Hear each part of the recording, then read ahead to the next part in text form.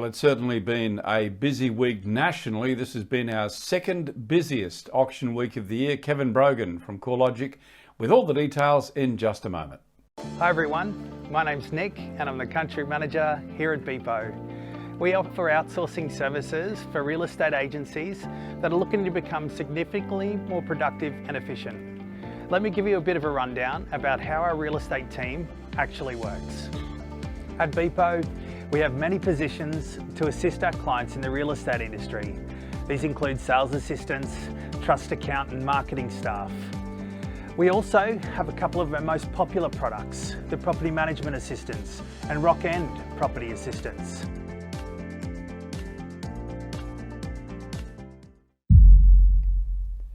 Welcome back. Yes, indeed, it was a very busy weekend. Second busiest weekend of the year. Kevin Brogan joins us. Hi, Kevin.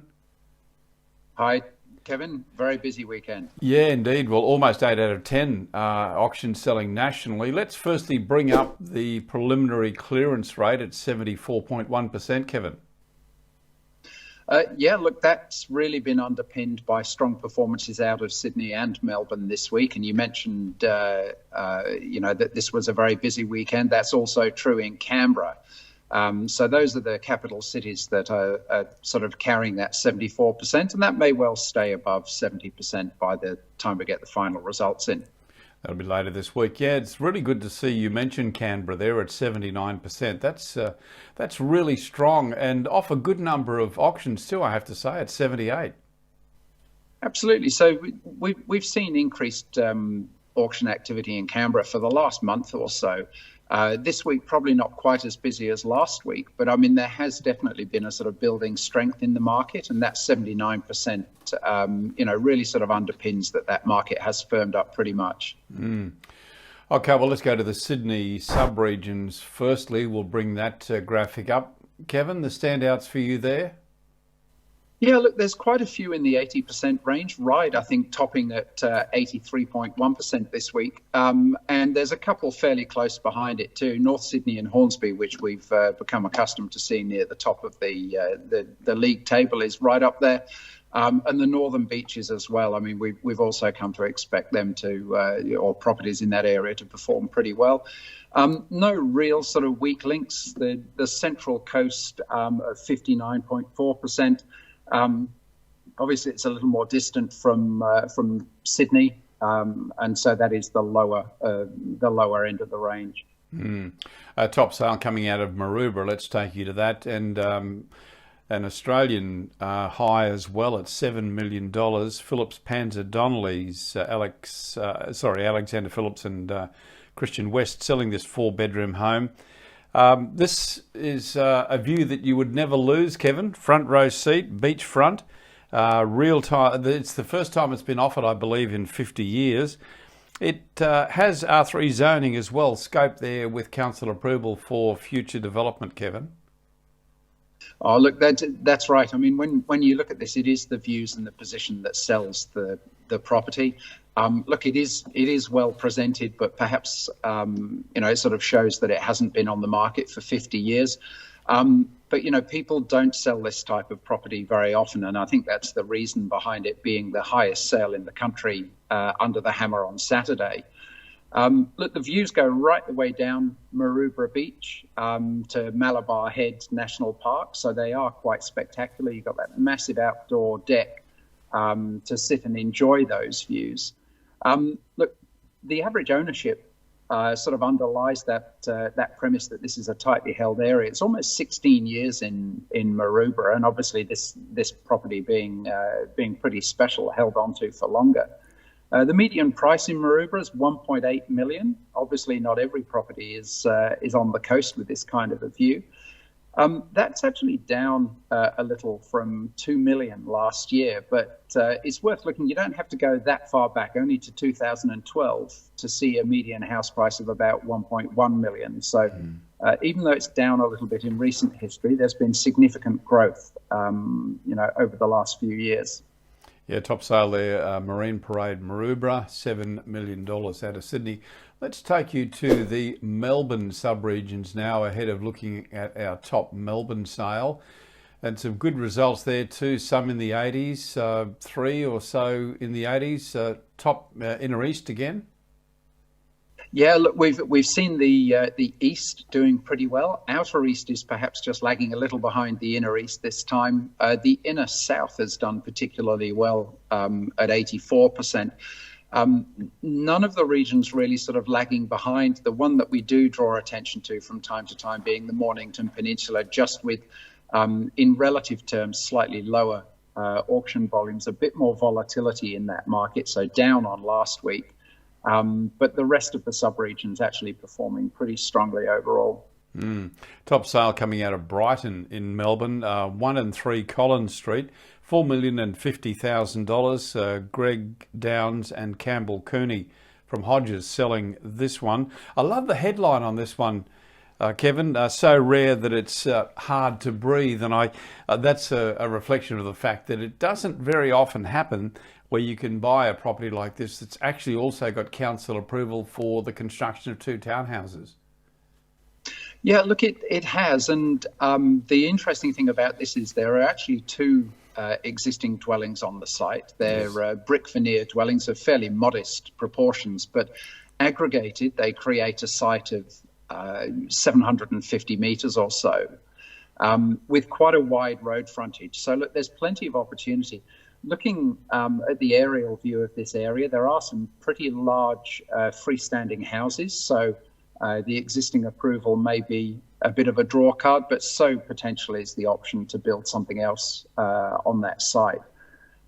Once again, we look at the average length of ownership here. It's over 12 years, so this is quite a tightly held area. Just imagine if these agents saw the average ownership of 16 years in Maroubra. They'd be holding their breath a long time. Look, the median price is 2.3 million in this locality, and that is actually down quite significantly from 2.8. So this is one of those areas that was hit a bit by the softening of the market in 2018. But it certainly has an enduring appeal, and somebody is obviously going to build something, I would imagine, on this site. Yes, well, I would agree. The location is absolutely superb. We're going to take you to the top Queensland sale now. This one being made by LJ Hookers, Peter Florentos, 58 Dunedin Street in Sunnybank, a really nice southern suburbs, a southern Brisbane suburb. Sunnybank, $1,850,000. One of the most highly sought after locations in Sunnybank, this one. Can be described as a great family retreat. Very private, very secluded, yet you could walk to everything. Over 1,000 square metres of land on this one. That sort of adds to the seclusion, Kevin. Oh, look, it certainly does. And as you pointed out, this is a pocket that is highly desirable. There is a little sort of enclave of properties between Sunnybray and Dunedin, which are of more generous lot size. And this is one of those properties. Look, it's a spacious 2-storey home built in about 2006. It's only 15 kilometres south of Brisbane, and yet that land size of 1,000 square metres is, really gives you that idea of being secluded. Obviously, that lot size gives you the opportunity for outdoor entertaining and a pool. Average ownership in this locality, again, pretty high, 16.5 years. So this particular part, as you say, very desirable, and people do hold on to it. Yeah, very well held on to. Going to take you in a moment to the top sale in the capital, which was in a suburban area that dates back to 1828. We'll take you to Canberra and the top sale there in just one moment.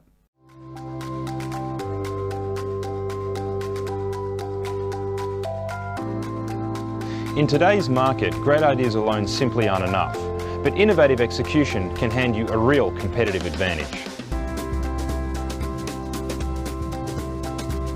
Nightlight is a cutting-edge illuminated signboard by Printforce that offers round-the-clock visibility and features that maximise advertising space, improving your exposure. Buyers can now see the full picture, day or night, with Nightlight's edge-to-edge illuminated surface, which utilises environmentally friendly, scratch-resistant technology.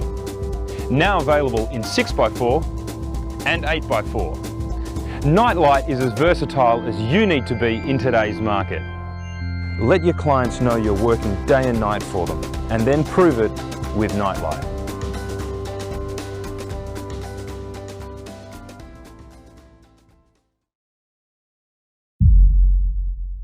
Welcome back as we take you to our nation's capital, the ACT, and we look at the sale of the week there, $3,675,000 for the property at Yarralumna. Peter Blackshaw is the agency, Mario Sanfresco, 5-bedroom. Dates right back to 1828. Interesting history, Yarralumna, Kevin? Yes, I mean, this is Yarralumna obviously is a name that is familiar to most in relation to the Prime Minister's residence. So I believe that this was part of the original homestead, and that is what's given the name to the suburb. Mm-hmm. In fact, I did a little bit of reading on Yarralumna, and as I mentioned, in there, 1828 was when the area was first settled as a sheep station. There was a very large gabled brick home built on the property that now serves as a site for Government House. So some great history in Yarralumna, and this property certainly is a standout.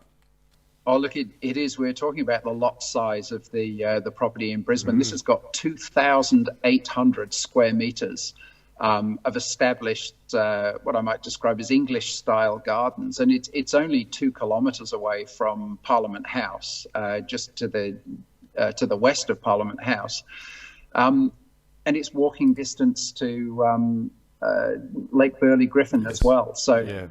Really prime location, and it's a huge, I mean, it's been built on a grand scale, this property. It really is a spectacular looking home. Mm-hmm. Indeed it is. And every week when we go to our Adelaide top sale, it's a gobsmacking property. And I'm going to take you to this one, 141 Gover Street in North Adelaide, $1,410,000. Bell Properties, John McCrosty selling this one. Circa 1890 Bluestone Villa on the doorstep of the city. Does this city ever run out of absolutely spectacular homes like this, Kevin?